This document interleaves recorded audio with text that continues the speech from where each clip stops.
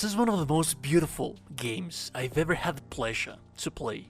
It took Capcom long enough to realize that we still love this kind of games, more experimental kind of games, the ones we grew up playing. It feels, to me at the very least, like a modern era PlayStation 2 title, and here's hoping that we'll get to see more of them.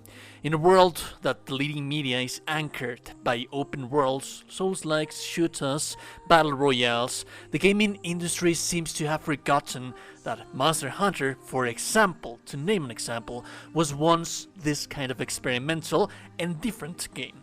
So what is Kunitsu-Gami? Path of the Goddess. Developed and published by Capcom, it's a weird jack-of-all-trades of a game, an action strategy game that combines elements from tower defense, town building, Monster Hunter and hack and slash inspired by Japanese mythology and folklore, with enemies based off of Oni or yokai. The overall combat and vibe to the game is also very ceremonial, being a heavy inspiration to it like the Kagura, which is a ceremonial dance and progression to commune with the gods for cleansing. In Kunitsu-Gami, to cleanse the defilement of Mount Kafuku. So let's begin with the graphics. I love the overall art style, it's very colorful, and overall you feel like it's the grand depiction of a woodblock art. More specifically, to my humble point of view, Yureitsu, which is a form of woodblock art inspired by demons, Oni. In many instances, it is very colorful, many times, but very graphical as well when it comes to trying to translate that grotesque visage that demons, or Oni, would translate into the living or human world. And by that I mean that the entirety of it, the characters, the demons, defilement, the darkness, the colorful and vibrant aspect of the game do not take away from the dreary picture they're trying to convey.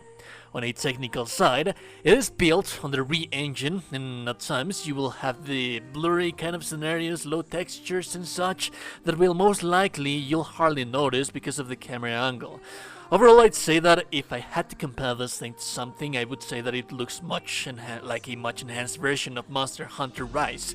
However, there's many more things going on in here, like the fighters, the Oni, the yokai, the models. Sometimes you can have up to 10 or more fighters from your side, just from your side, and a huge swarm of demons. That being said, remarkably performance on Series X, that is. On PC, I haven't encountered any major hiccups running it with a ray tracing and knob scaling and the max settings on everything. I'm able to sustain stable 90 FPS on RTX 4080. I love what they did graphically, but more than anything, the art style that they are combining with every other aspect of the game, it's all about art, folklore and culture. I really do love that, because that brings up to the narrative. It is pretty straightforward, and you do not have like a linear story driven scenario with a well-established villain or a final quest objective. All you need to really know about the game is that the gods are punishing the people at Mount Kafuku, the Oni or the yokai flawed with defilement, and the priestess Yoshiro has to do a pilgrimage to commune with the gods and cleanse it. I did mention that the overall idea is based off Kagura. In some instances of the culture and epics depicted in Japanese literature, the divine maidens commune with the gods, entering a trance where they become a god in itself. Hence, that's why the game is called Path of the Goddess. And there's little more you need to know about that. But like I previously mentioned, the narrative is presented to you throughout that rendition of the graphical quality that resembles to be, to my personal opinion, a woodblock art painting depiction of the Onis or the yokais that you have on the game's graphics. You can even visualize some of that art in the game, and through collectibles you can learn what those Onis are and how humans have perceived them throughout history.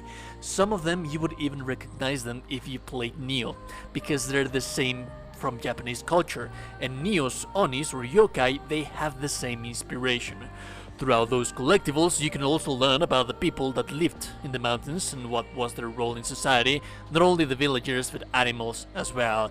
And you can gather desserts or treats alongside with a textured explanation on their historical or cultural implications in society, whether if they were used in ceremonies. Many of them are still present in today's Japanese culture, and people feast with them in rituals for good spiritual karma, good spiritual standing, and luck. All of the narrative in this game is folklore, mythology, culture, and it is conveyed to you in a way that feels well diluted so that you wouldn't feel overwhelmed. There's so much to learn about art, literature, history, and overall society roots in this kind of games. That's the narrative that you will find in here. And the music, I am not a composer, I wouldn't know about the technicalities of composition, but the music also feels very, very ceremonial. The drums and the wind instruments, they manage to accomplish a pervading sensation of ritual. There's not much voice acting, and I would recommend that the few little voice acting that you actually do have in here, set it up to Japanese so that you wouldn't detriment the overall feeling that the game is trying to convey as a whole. So how's the gameplay? Is it any fun to play? I'll break to you down, as like I said in the beginning of the video, jack of all trades. It tries to accomplish many things, but it doesn't excel in any of them. There's the soul combat aspect, the main protagonist, our swordman, accompanying the maiden, and he's the one that leads the defense of the pilgrimage with the villagers. You can issue commands to the villagers for a better defense positions, but you're also in the fray of battle.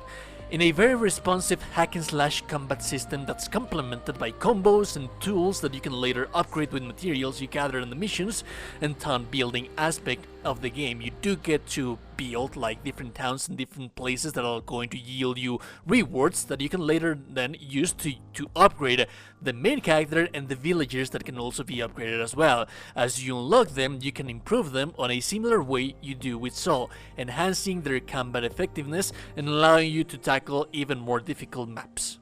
Let's not forget that there's a Monster Hunter aspect to this game, or a boss, if you wouldn't like to compare it to Monster Hunter. It is by no means a secret that Capcom likes to use their best assets in their video games that they have been reusing and recycling their best models and animations since the early years of their games. Some boss skeletons share a resemblance to some monsters you'll find in Monster Hunter, and the overall combat mechanic of the boss fights involves attacking certain weak spots, not breakable, but still weak spots on the monster's skeleton, and in some boss fights there's a little gimmicky around here and there where the villagers have to assist you. You do have to issue commands in certain specific situations. The villagers also help you to fight against the bosses, and there's also this defense of our main priestess right here as we are fighting the monsters. But more than anything, the boss fight happens between Saw, the main protagonist, and the major Oni that you're fighting right there. I wouldn't say that it is as refined, difficult, or satisfactory as a Monster Hunter fight, but neither of the aspects of the gameplay are, because there are many, and there are small, well-implemented additions that as a whole, they give you a very, very responsive, very well-crafted, and fun. That's the most important thing of everything. Fun game to play. I wouldn't be able to praise this game enough, even if I wanted to, because I am just enamored with everything that you see right here. This is the perfect depiction of what we gamers cling to name as our video games form of art. This game right here, this I do believe that it's a form of art. From the art style, from the literature that you find in here, from the fables, from the mythology, from all of the culture and all of the historical learning that you can have in this game, it's just overall a beautiful, beautiful gem that I wish that we had more of these experimental little things right here on the new modern era of gaming. This is on Game Pass, by all means. If you can play it on Game Pass, I can't stress enough how much do I recommend for you to play this in Game Pass. But even more than that, if you can't afford it on Game Pass, or if you don't have Game Pass, you're playing this on PlayStation 5 or PC, you are going to buy this thing on Steam, by all means, I would pay the entire price for this game. It's also a $50 game, so it's not a 61. That's an interesting little something. It has like 15 to 25 hours of gameplay if you actually do want to replay things. There's a lot of replayability value right here. If you want to go back to replace missions, to get more assets, to get more upgrade materials, to continue getting better, there's just so much in this game that there's so much value for your money in here. I really do recommend for you to play this game. Anyways, if you like the content, a like and the super appreciate it. And also, you think that you're a gorgeous middle person, you're indeed a gorgeous and beautiful person, subscribe to the channel, join the Discord, have a beautiful day, goodbye.